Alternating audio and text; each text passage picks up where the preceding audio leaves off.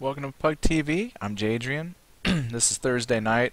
Normally this is EverQuest 2 night, but I actually had a really long day at work, so I don't have anything for EverQuest 2 prepared, so I'm going to do something a little bit different.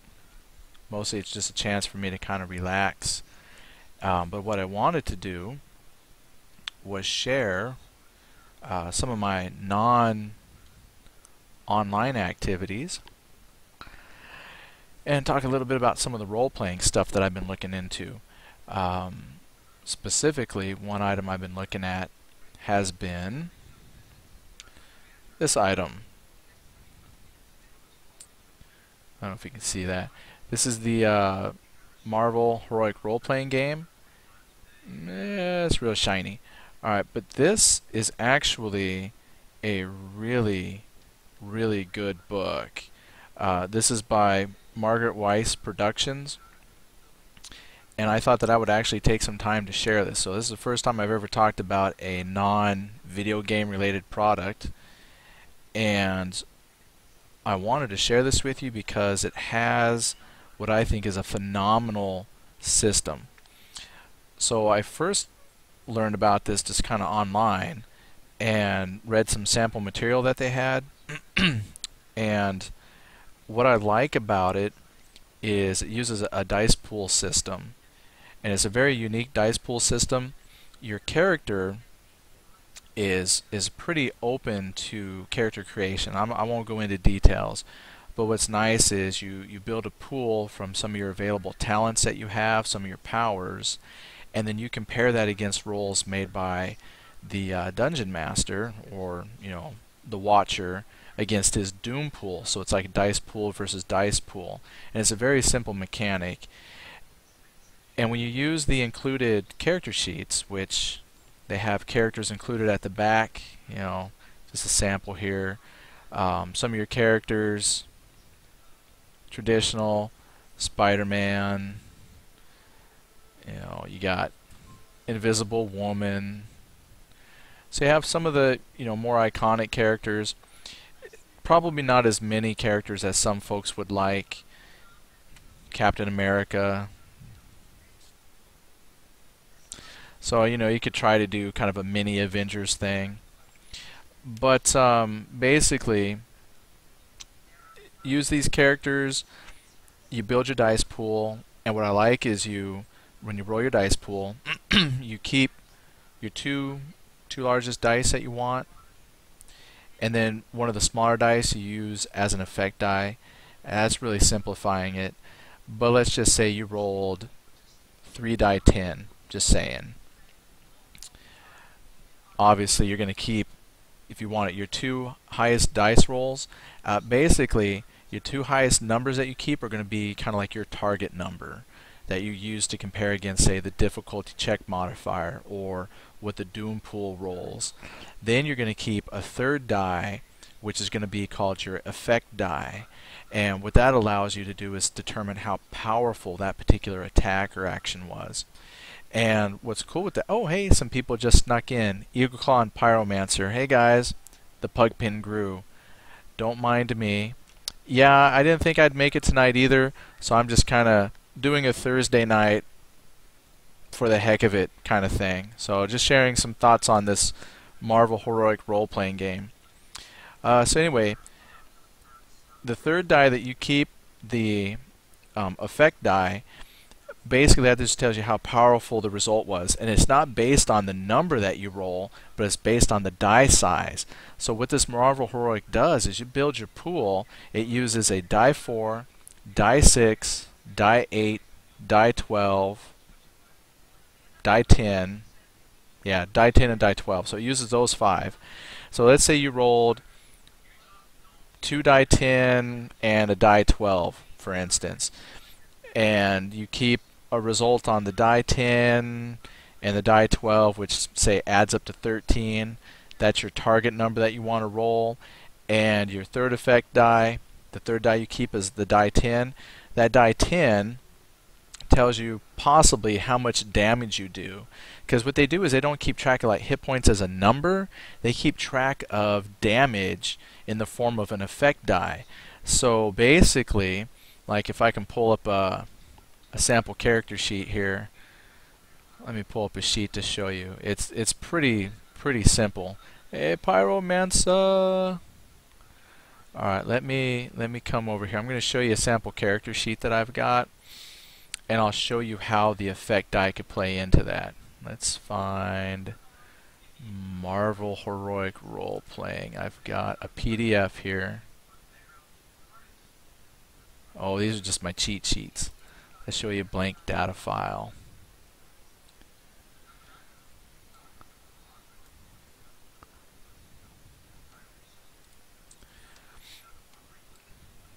Alright, let me see if my camera can get over here. It can. Alright, so you might have to zoom in here. Let's see if we can. Alright, you can see that a little bit. Let's go ahead and blow this up. Take the whole page. So over here you've got your different sized dice. So let's say, for example, you rolled that 2 10s and a 12. On one of the die 10 and the die 12, you keep those two numbers because they add up to 17, and you're going to keep that as your target number. That's what you're using to beat whatever target number or difficulty check it is to overcome, say, punching a person. And then you keep that other die, the third dice, the die 10, that's going to be your effect die. So here on the character sheet, you have 3 types of damage that you can deal to somebody. There's like physical damage, mental damage, and emotional damage.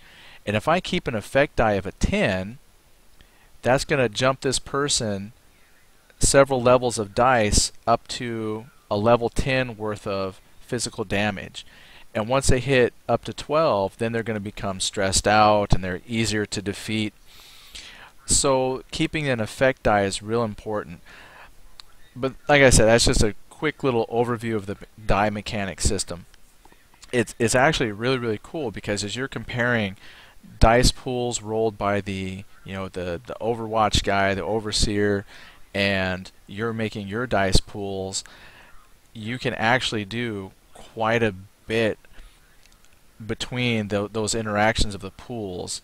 You know, do I keep my highest dice rolls for overcoming difficulty checks, which means then my effect die is small. So if I'm keeping small effect dies, it's going to take a long time to build up to where I can defeat somebody.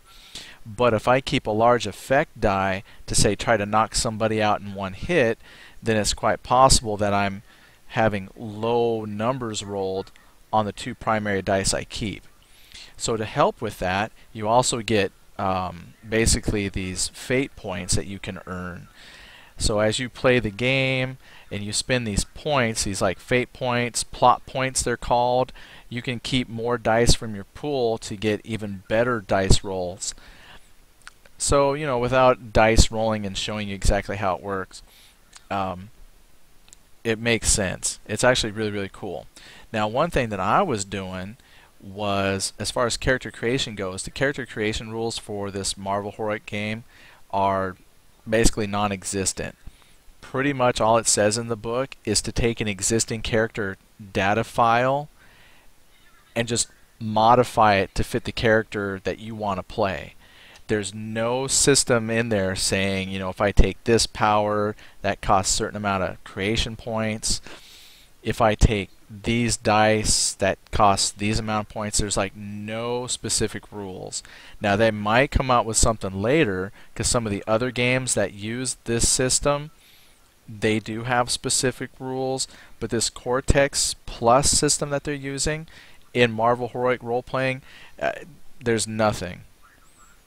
So they really do. That's, I mean, literally what they say. They say just look at a favorite data file of a character that you like and modify that to fit, you know, the character that you're trying to create. So what I did was I said, well, you know, I like the system, the Cortex Plus system. I like how they work the dice pools. So I was kind of making my own little D&D hack system. And I did come up with some creation rules. So let me show you what I came up with, kind of a character background system. So I'm going to pull this up real quick. Haven't been here in a minute or two. Let's see if I can get into this thing. Alright, so I've got what I called was a pathway system. I kind of stole this idea from their Smallville role-playing system.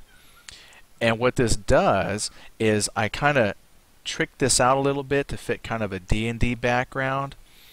And this lets you kind of create for your characters in your party reasons that they travel together, and then some character creation stats for use in this Cortex Plus system. So it's kind of nerdy of me, but I really liked it. So you have this chart that you follow, and basically this is setting up the early years of your character. And it's really, really neat. The first thing you do is you're going to have essentially a piece of paper that everybody is going to contribute to. Alright, so let me, okay, now I'm getting excited. I wish I had a piece of paper I could show you, but I'm going to pull this up on Notepad and give you a little sampler here. Or paint. There you go. Yeah, just paint. Paint.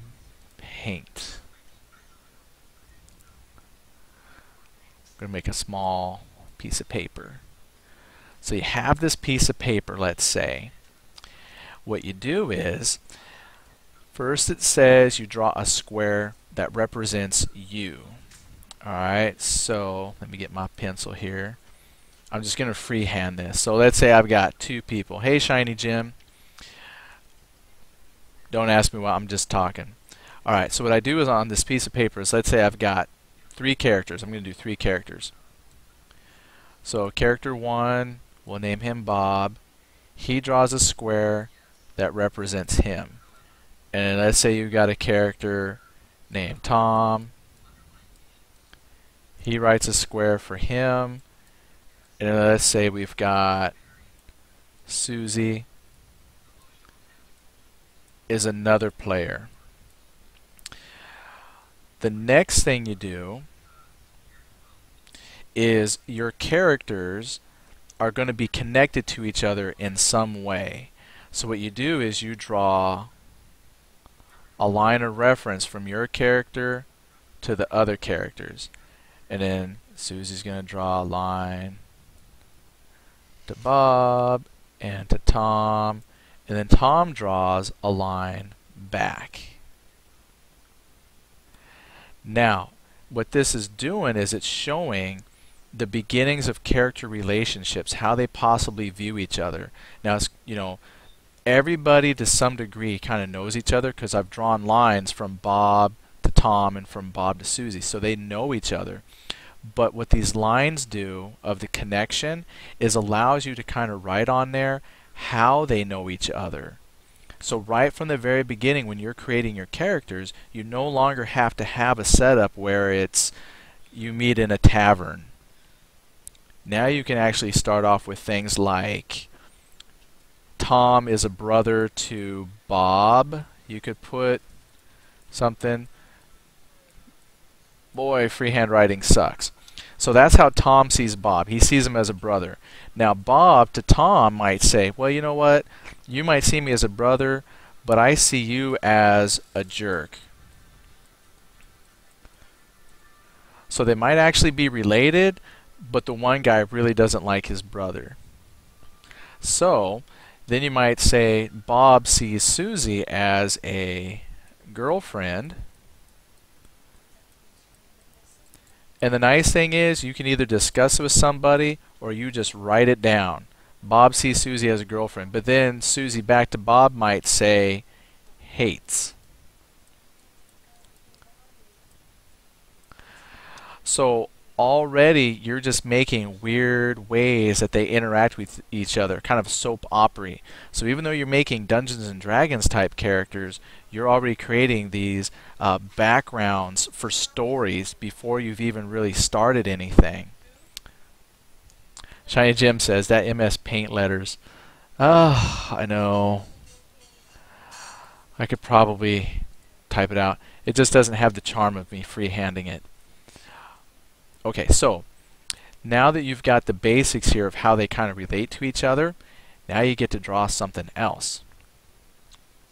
Everybody gets to draw a circle, and the circle represents a location that's important to that person. And you totally make that up. Bob might say it's a tree house. Tom might say the tavern. Susie might say Wizard's Tower. Use your imagination. You make this up. So now you have your character, how they relate to each other, and a place that's important to them. Now, under the Cortex rules, that's where some of these numbers will come in. That doesn't correspond to anything 4E or 3rd edition related because it's using the Cortex Plus rules. So everybody then would get to do asset, distributions, and distinctions. So that's awesome. You also choose your race, and as you progress through this chart, it tells you which assets, either abilities, distinctions, or racial abilities you get to build up. So this is just your early years of life. So when you are born, one of the first things that you get to decide for your character, did you come from a rich family, an ordinary family? Are you gifted in some way? Do people consider you strange? You know, do you like to stand out? Are you the class clown? Or are you a loner? And based on which of these backgrounds you pick, it then tells you how you start your affiliations with each other, which affiliations you can raise, new abilities that you could pick from your race, or an entirely new distinction. And distinctions are like traits. You know, are you do you like to make jokes? Abilities, that would be like, you know, some racial powers. And affiliations. Now affiliations are awesome. That's kind of unique to Cortex. Instead of having like character stats like strength and intelligence and wisdom, what we have are 3 affiliations that describe how you interact with the world. And the 3 affiliations that I came up with were combat, exploration, and social. So depending on how you build your character, some are going to be better at physical combat, some are going to be better at social interactions, and some will be better at exploration. So once you pick your starting background, that tells you how you can build those initial attributes. And once you've picked your initial Cortex attributes, everybody then moves on to youth. Then it says here, you're going to draw a square, or draw from your square. Everybody then is going to add from their square.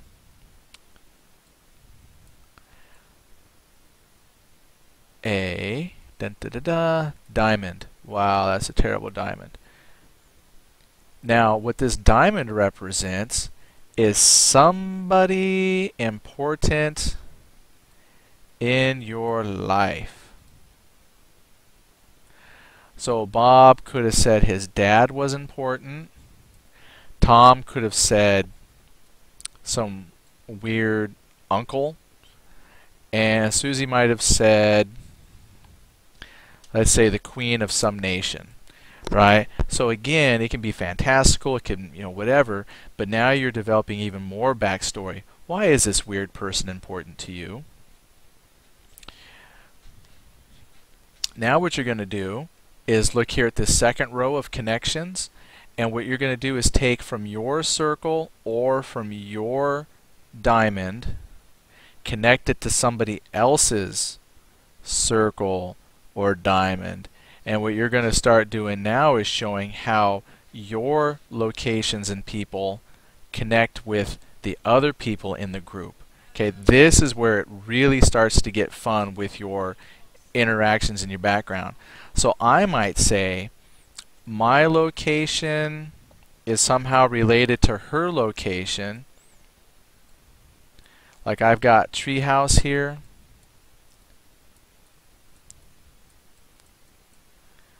And she might have had a castle as what she put way back in the beginning as her favorite location. And their backstory, because he connected it, would be, he might say, the treehouse is located within the grounds of her castle. You're just totally making stuff up. At this point, half of the game of character creation is just making a story now. How do all your guys' stuff intermingle? Pretty fun. Once everybody has linked, so Bob did his link, Tom might say, well, my uncle relates to your dad because my uncle, you had to write it out, my uncle killed your dad.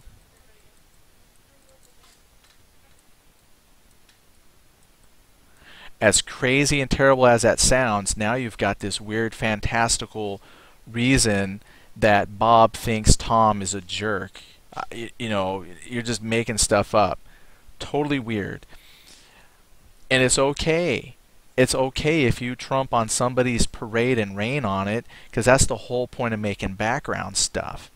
So once everybody's now done all their links, you then move on to the next layer of development of your character. Then you go on to decide in your youth, were you considered athletic? Were you just an average person? Were you a bookworm? Were you kind of an outsider or a paragon, somebody that people looked up to? And based on what you choose here, it's going to determine what abilities and stats you kind of get to raise and develop. After you've done that, check it out. You start drawing even more circles. So what you could do here on this row, basically, just as we progress, you're going to start adding some more circles, and then you're going to basically here, like it says a circle or a diamond, what you could do from your person is you would add another location if you wanted, or you could add another diamond, which is a significant person, and then link that to somebody else's circle or diamond that they might have put on. So your little storyline here of all these circles and lines really starts to fill up the paper with how everybody interacts with each other. It's just a really, really neat system. And it's fun if you sit down with other people and do it, because some people have real devious minds and come up with really underhanded stories, and it's really funny. But then as you progress, as you start to make more of these connections, you then also decide as you progress, when you hit like this one here, road, your road in life. Were you a risk taker? Are you on the straight and narrow? Did you have big lofty goals? Are you on the underground, sneaky? Or are you an ethical type of person? And again, that will decide what kind of attributes and skills you get to pick from your character class. Oh, which was up here, character class. At that point you would pick, are you the fighter, cleric, whatever, and then as you start to pick up more of your abilities, you could draw either more racial abilities or you would pick up class abilities. And then you just progress down the chart. So it's not a very big chart, but at the end of the chart you have a bunch of circles and diamonds, and your squares have all kinds of lines that show how they interact with each other. Some will have betrayal, some will have romances, so you could have love triangles and just all kinds of weird stuff. But I like it because it doesn't take too long to develop for like 4 or 5 people. It gives you reason behind possibly the statistics that you're choosing to develop your character, and it shows how these people know each other above and beyond the simple, we grew up in town and we met at the bar, which kind of seems to be how most adventures start when you look at it. Hey, you meet at the tavern. So it's kind of fun. Anyway, that's just kind of what I was working on. So no EverQuest 2 tonight. I was working late, I'm tired, and this is what I decided to talk about. So, anyway, there it is. So that's my basic Dungeons and Dragons hack for the heroic role-playing system, Marvel Heroic Role-Playing, and that was the character generation chart I made up. Yeah, equal, lol. Yeah, you know. That's all I had, really. I thought it would take longer. But I will say I have some other stuff I've been looking at too. I was playing I've got the D&D Next playtest. I don't know if anybody else has tried that, but if you're into role playing at all and you like Dungeons and Dragons, it's a completely different beast than 4th edition. And what I did was on my blog at jadrian.wordpress.com, I've put in some thoughts on the omission of powers and the magic system that they have. So you can go read some of my thoughts there. Or if you have questions, you could ask me now.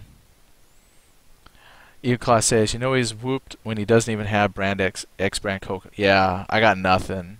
I tell you what, I started my shift at about noon just so I could prepare, and then it's just a mental drain all day. And then I got done like 30 minutes, well, it was like 10:37 my time, so I was late to my own broadcast just because it was like it just went. I didn't even feel like putting on Coco. You're right. I just said, hey, I'll just talk and say hi, share some thoughts. If you have any questions, I'm just beat. I'm like saving myself for Fellowship Friday. Shiny Jim says, oh, I tried out Lord of the Rings. It's pretty cool. Good. See, Shiny Jim's getting ready for Fellowship Friday. That's awesome.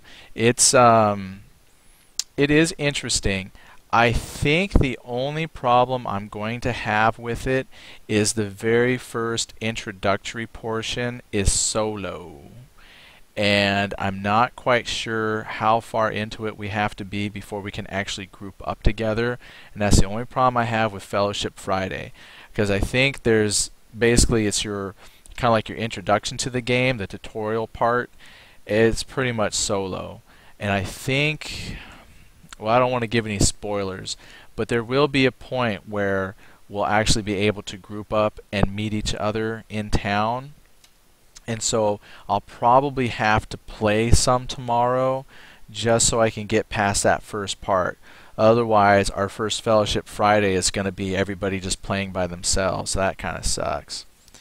So, but yeah.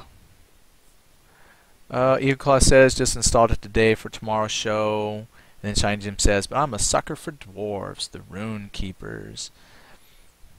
Yeah, I think, isn't the Rune Keeper a Mines of Moria class? I thought. So if you got Rune Keeper, that's cool. Eagleclaw says, probably going to go Hobbit Minstrel. Shiny Jim says, oh true, I tried to do 2 origins to test. The dwarf and elf pretty far. Oh, the elf. I don't know what I'll be. I'll probably go human. I just haven't decided what. I usually do hunters. I usually do like an elf hunter. But I might go different. If everybody's going to pick like a dwarf and hobbit and stuff, I'll probably take a human lore master then. Oh, and then Eagleclaw says we need to decide on a server. Oh, true that. Ah, Shiny Gem had extra turbine points from when she played D&D online. So yeah, you probably got something special. What servers are there? I'm totally open. I think I've got family that plays on one, and I'm trying to remember what server they're on. Hold on, let's do this. See, I just installed this myself. Since we're done talking about Marvel Heroic Role Playing, let me whip this up and see if I can tell. See, I'm in the middle of setting up and everything. Let's do Express. Just go with it. Let me see if it gives me a server list here as it patches. Probably not. Okay, I just extract. I downloaded my files, now it's got to extract them. Oh, you can't even see it. That stinkers. Alright, so Hack Benjamin says, what's the game you're talking about right now? We are talking about, yeah, Lord of the Rings Online. Basically what we're going to do is if we get folks who want to come play with us, Friday is going to be Fellowship Friday, and that's where we're going to play Lord of the Rings. I'm hoping we can get viewers to come play, and it looks like, if everything holds up, Eagleclaw will be with us, Shiny Jim will be with us. You know, hey, you could download it, you could join up with us, it's totally free. So all we have to do is decide what server we want to be on, and everybody can roll for that. And I think 6 people is the party size, so if we get more than 6 people, we're just going to have like a whole bunch of people running through Middle Earth. That'll be kind of neat. But I do think you'll have to play the beginning of your intro story just so we can actually hook up. So tomorrow, tomorrow I'm going to have to play a person through. Hopefully the beginning intro story doesn't take too long. So if y'all need to kind of play that up a little bit, and I'll try to have that done before I start the show tomorrow. But that way we can all kind of start together. Cool. Hack Benjamin's going to get it too. So yeah, I think I'll go with a human lore master then. Kind of be a Gandalf-y type of person. Lore master gets a pet, so I'll at least go with that. Still need a server. Well, my game is nowhere near telling me what servers we have, and I cannot for the life of me remember the server that my family plays on. Let's see here. Let's look at the setup. Yeah, it's not going to show me. Anybody got a server list? If you give me a list of names, I'll tell you which one they play on. If I hear the name, I'll know it's the one. So if you put some down, I'll tell you which server, which will probably be different than all the servers you guys have tried playing on. But but I just happen to have like I think my parents, they have some high-level characters on there. So if we ever needed to do like some raid stuff, Mines of Moria, they've got characters that they can actually pull in. Silverlode, that's the one. I've actually got family that have high-level characters on Silverlode. So if you want to do Silverlode, if we need them, I can call on folks that can help out in higher-level stuff.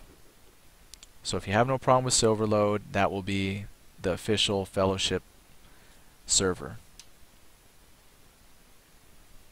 Alright, Silverlode it is. So I know I've got some characters on Silverlode from previous, but I'm going to start over. But they were only like level 15, level 16, so it wasn't like I had progressed very far. I got to a point where I was like, because I was trying to do monster play, but like nobody plays monster play. I would go in and very few people were actually on the monster side, and I just couldn't get people to do that, and it was very boring because I would run out and die. It was very disorganized. So maybe that's something we can do, get a monster group party together as well, because at least that then you can go out and try to kill other people. So yeah, I'll ask if Raz wants to play. She's very, I don't know what level her person is. She actually bought a lifetime membership to that game, and so I think I did some of my playing on her account, but I bought her the Mines of Moria expansion. Yeah, she's got a lifetime account and she doesn't even play. So part of me was like, should I use her account for the show? But I'll just use my free-to-play account because I want to play totally within the confines of free-to-play. Like, what can we do without spending any money? So if my wife plays, you know, I'm not quite sure yet if she'll play. I'm hoping she does, though. Oh, and then Shiny Jim asks about the monster play. Yes, you play as monsters. It's actually kind of cool. I've got some early videos somewhere on my website that talk about monster play. You know, you can play as like an orc, there's a spider, there's the warg wolf. They have a couple different types of orcs that you can play, and it actually is kind of cool. They have their own quests, their own development system. You can build them up from a weak monster to a very strong monster with powers, and then as a group of monsters you go out and you can fight players that come into the monster lands. Is actually a really neat system. It's just that the whole time that I was playing the monster play system, it just never really seemed that a lot of people played monsters. I could go out and I was always finding people who wanted to come and kill the monsters. That was easy. I just never found enough people that organized actual monster groups to be effective. So basically all we did was provide experience points for the parties that came in. It was kind of sad. Hey Gridster, welcome back. So that's monster play. So I thought, well, this time if we do a Friday Fellowship, we'll build up, we see how we like it. If we want to move on to monster play, then possibly we can at least train as a group and kind of develop a group of monsters. But we'll see how that goes. Oh, no, you didn't miss much. I'm on just briefly. I had had a long day at work. I just wanted to come on long enough to say hi, share some thoughts, and make sure everybody who wants to do Monster Play, or not Monster Play, but just the Fellowship Friday, knows what server we're going to be on, what character classes we're going to play. So if you want to come play Lord of the Rings with us tomorrow, that'd be awesome. We're going to start that tomorrow. Yay. That's pretty much it. I have no Coco with me tonight. I'm just, bleh. Work took me out. Normally if my shift is a nice early day shift and I'm off by like 4:30, then I'm cool the rest of the night. But when I work all the way into the evening, yeah, it just drains me. The Friday Fellowship Guild. Yep, Hack Benjamin will be on the Silver Load server. That is correct. Silver Load.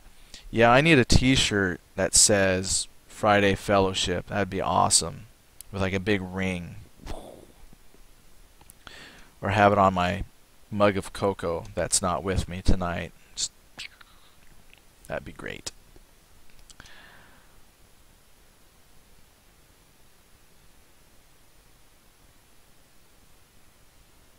I'm just staring at the chat. I tell you, I'm beat. Oh man, how did your new ship go for you? You know, to be honest, I haven't even played Star Trek in the past few days.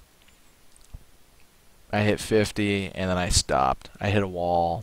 So, it's a good ship though. It's a good ship. I played some missions with it just to take it out, test drive after I put some new gear on it. It's outstanding. But other than that, I haven't even touched Star Trek. Nothing. Euclid says, cool, I will try and get through the newbie area so we can group up when we are ready. Yeah, get through the newbie area, then we can all group up. The only thing is, let me think here, thinking back to it, I think we do need to decide though on common races, because I believe Hobbit and Human will start together, and Elf and Dwarf will start together. If you play anything else, we would eventually have to travel the lands and meet up. So if we want to be grouped up at the beginning area, we might have to pick matching races. That might be the only thing. That might be the only thing. So if we want hobbits and dwarves, there's going to be a partial amount of time in the fellowship where we are all in our respective starting areas, and we'll have to build up to where we could travel to meet each other.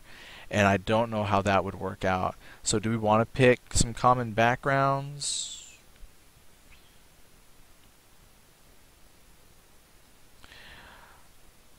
Oh, Dwarf and Elf I thought were kind of in that frozen mountainy area together. Maybe they've updated it.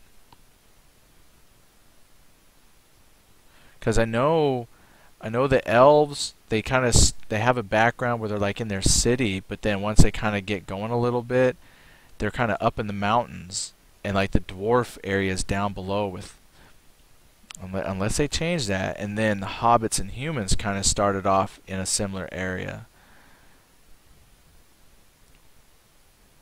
Oh, okay, you tried a human.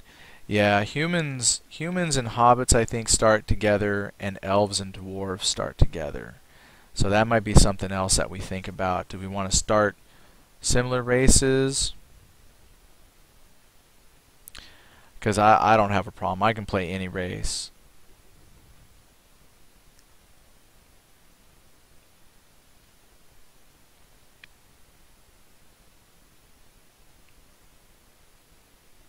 Do I want a background animation for the Friday Fellowship? Yeah, what kind of background animation? Majority rules. Yeah, I'm pretty flexible. I'll be whatever race.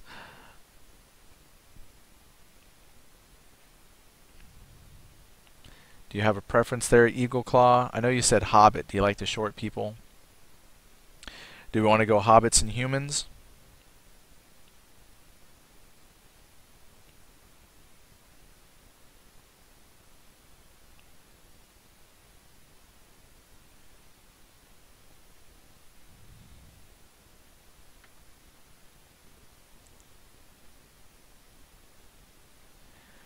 Yeah, Gritster says a lot, like Friday Fellowship going around a ring. That'd be kind of cool. Kind of Friday Fellowship kind of spinning around a ring kind of a thing, because it's Lord of the Rings, so either on a ring or as the ring. That'd be kind of cool. Okay, Eagle Claw says if we go elves and dwarves, I can always play an elf. Yeah, we could do that. Shiny Jim says, and I'd be a warden probably. Well, so far that's the only real vote there is elves and dwarves, so I could do an elven lore master.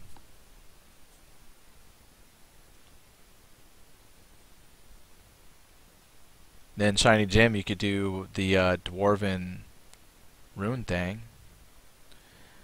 Oh, Eagle Claw, make up my mind. Now you got, I prefer hobbits. Do you want to go hobbits and humans? I'm totally open. Gritzer says, I will send you a copy in a couple of days. Sweet. That'd be cool to see. I'd like to see a Friday Fellowship thing. That'd be neat. That'd be my first, like, really cool stuff to apply somewhere on the website. Giant Jim says I can be an elf warden. I know. It's tough to decide. Oh, it's your show. You pick. Oh, okay. Elves and dwarves, then. Elves and dwarves it is. And so far it sounds like we'll all play elves. I'm not feeling any dwarf love.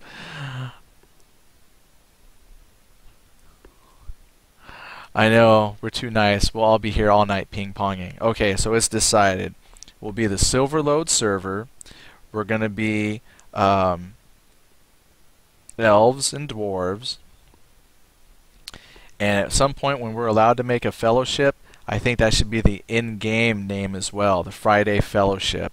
I think that would be kind of corny, but kind of a cool thing as well. And then have our graphics and stuff.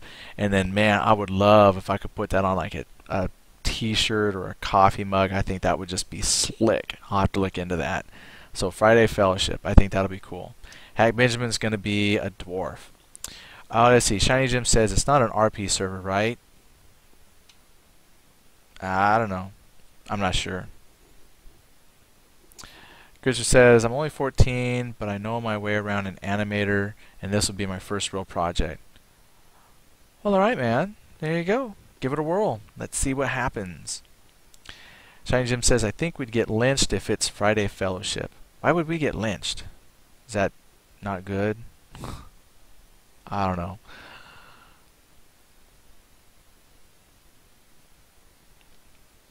Not RP. Oh. Well, what do they know? Eclaw says, yeah, it can be a pain to try to run to another continent or whatever to meet up. Yeah, so that's kind of why I guess just pick the dwarves and elves and we don't have to worry about meeting up, continent traveling and all that stuff. We'll kind of start in the same basic starting areas. So that'll probably work out best. Hack Benjamin says, do you have a fan day where they pick the game you're going to play? No. No. I'm a one-man show. You do what I want to do.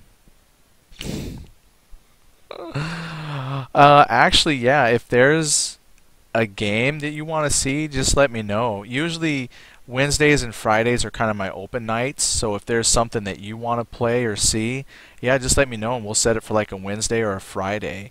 Mondays and Tuesdays and Thursdays are kind of pre-booked, but I mean, we've had Hellgate night, we've done Wizard 101 night.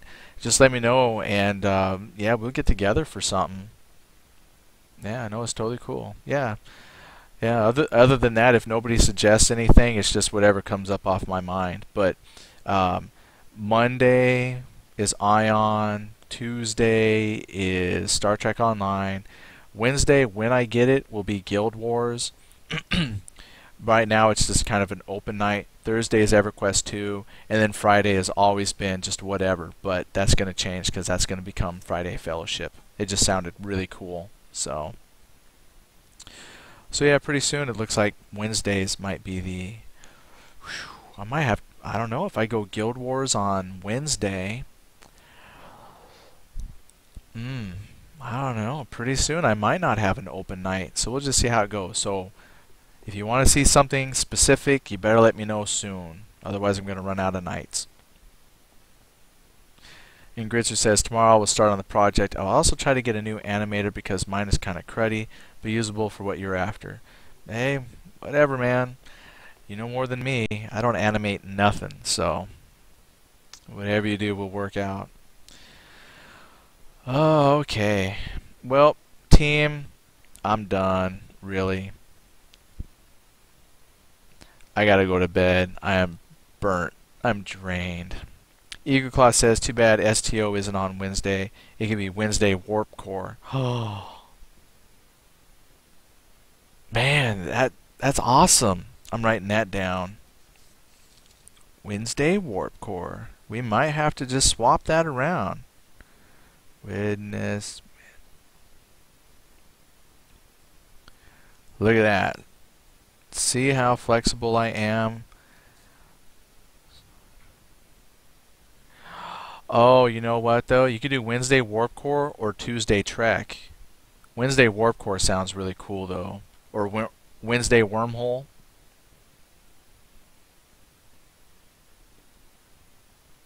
We'll think about it. I'll write those down. But Wednesday Warp Core, that sounds kind of cool. Yeah, but you got me thinking about show names now, so. Alright, well, if you come up with some other ideas, I gotta have something for Guild Wars.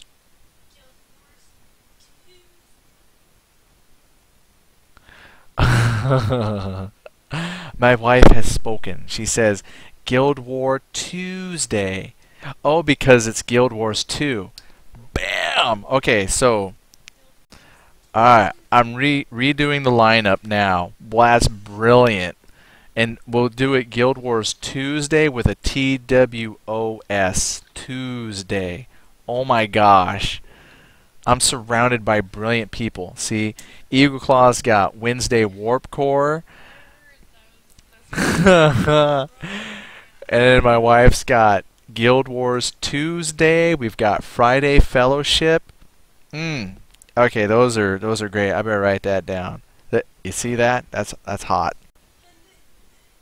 Yep. Hack Benjamin says pun intended. Oh yeah, Eagle Claw wrote it as a instead of TWO the number 2. Tuesday. Guild War Tuesday. See, I'm gonna need a lot of T-shirts. And every day I'll have like the Guild Wars Tuesday. Man, oh, I love you guys. This is awesome. I need a better piece of paper to write these down on. Okay. Now I'll be able to go to bed happy. Guild Wars Tuesday, Wednesday Warp Core or Warp Breach. I don't know. Warp Core still sounds real good to me. Tuesday Warp Core or Wednesday Warp Core, Friday Fellowship.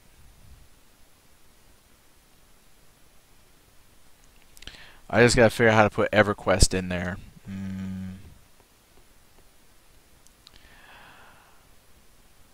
Warp Pride, Wednesday Warp Pride. We'll keep some ideas going. So far, Wednesday Warp Core just really tickles me fancy. And Gridster says, "Can't wait for tomorrow. I will show you basic video." Oh, I'm excited. I like stuff like that. So yeah, come up with something. Yeah, and then I'll critique it really harshly. EverQuest Evening is an idea.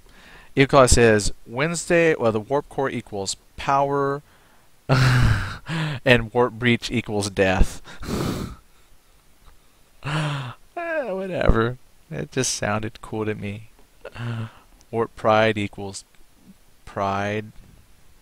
War Pride. Oh, Wednesday War Pride. You could read it that way too. War Pride. I don't know, man. I tell you, Warp Core is neat. Warp Wednesday. Yeah, I can't think of anything really better than Warp Core. That just sounds good. We'll play with it. Okay, I'm excited now. So, anyway, just a recap of the evening. If you're looking for a non-digital, this is part of my unplugged, if you will, Marvel Heroic Role-Playing. Okay, we talked about that at the beginning of the video, so if you missed out, check it out. I gave like such a basic description of the game, it's really unfair. If you go to the basically the Margaret Weis Productions, Margaret Weis, that's half the team of the Margaret Weis and Tracy Hickman. They write all kinds of like D&D books and stuff. But the Margaret Weis Productions put this out. Look for Cortex Plus rule system. Is actually outstanding. Way better than I can just describe it in a few minutes.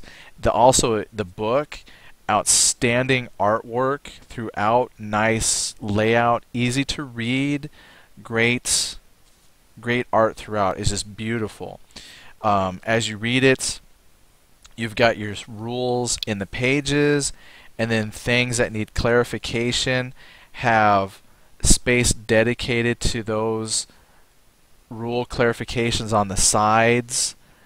So easy to get into. Once you actually start rolling the dice and kind of playing with the system, it's wonderful. Plus, if you do some searching on the internet, and if you put like Cortex Plus hacks, people have taken these base rules like I did and have incorporated them into entirely different games.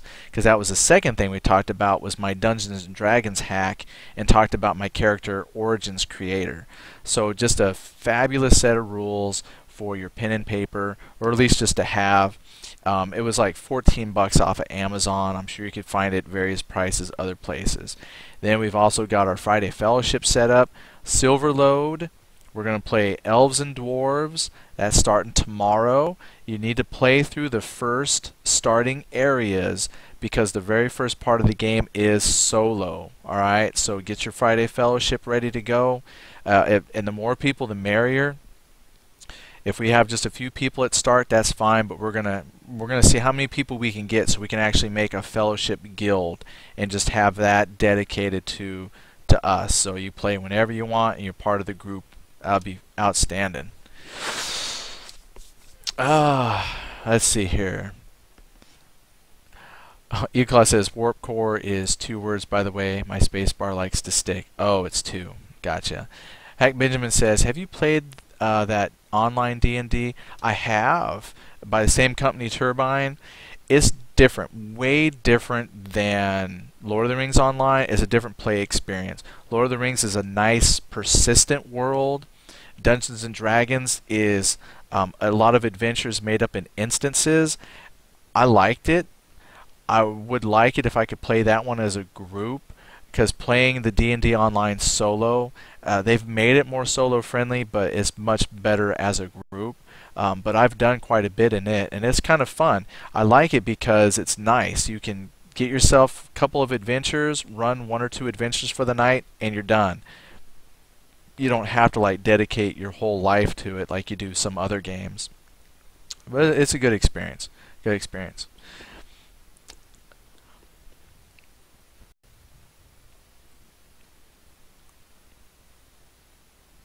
Gritzer says, JJ, would you want to have an EQ1 EverQuest 1? But I want nothing to do with EverQuest 1.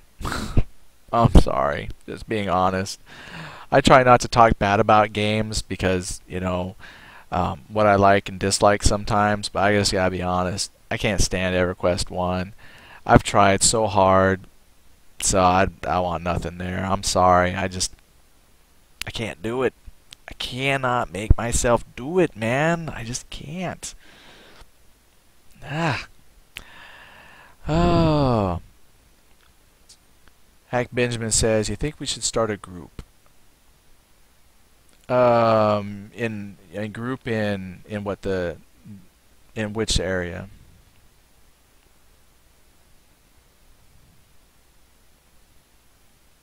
Oh, for D&D?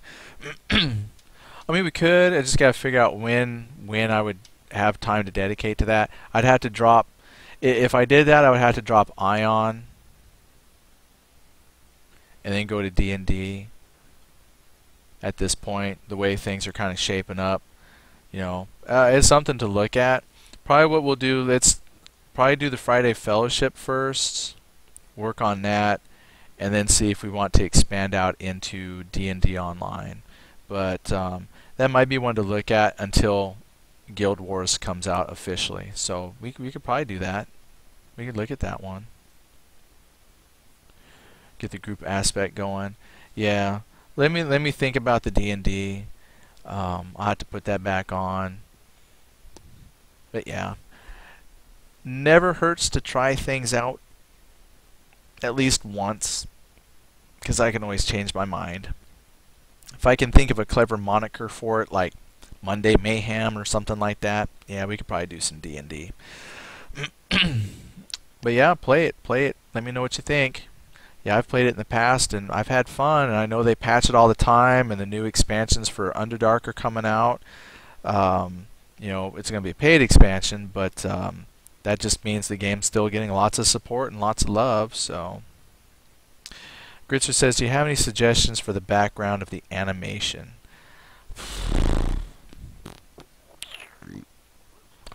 Not a clue. I have no idea. I tell you what, man, that's yours. Run with it. My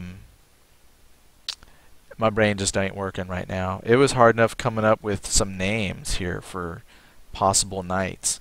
So go ahead, come up with something, and once I can see it and my mind isn't so bleh, then I can come up with something and say, hey, this is what I want to see. Alright, let's give it a break. Black, white, or gold?